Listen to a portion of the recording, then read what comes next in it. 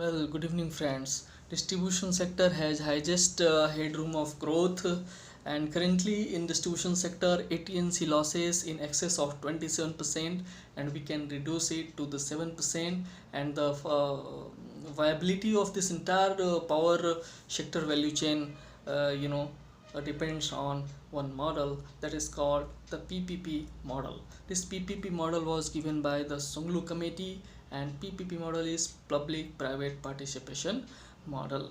So who are the stakeholder in this? The stakeholders are the regulator, the utility, and the franchisee. And implementation of this franchisee model resulted in the significant reduction in the losses in the Maharashtra and UP, and that is why this was proposed.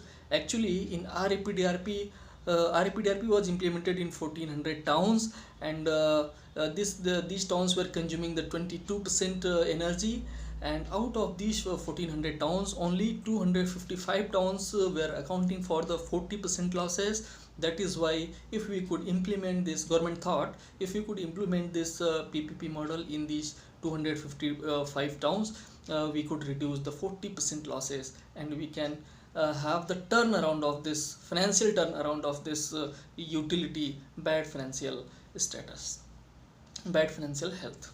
So what is the magic these PPP model do? So I will tell you. Basically, they are having the four core skills what they are implementing, and they are reducing this. The first is the capital expenditure of the infra. So they are doing what they decide, that the revenue billed to the customer in the first year, the 50% of this has to be spent in the next 5 years. This is the compulsory, that the capital expenditure has to be met.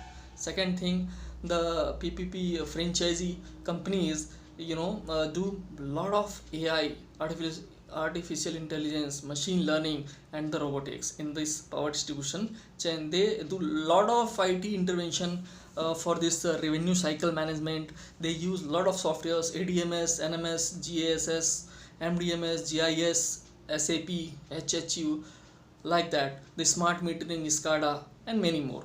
So they make use of this IT system, huge robust IT system, for reduction of these losses. The third very important thing, they make use of this renewables and the grid integration and the microgrids. They have their own battery storage system, they have their own solar system to alternate to supply the alternate power, to supply the reduced cost, less costly power in the sector, in the area of the franchisee. And the fourth important thing they do lot of load forecasting. They make use of this energy efficiency and the demand side management.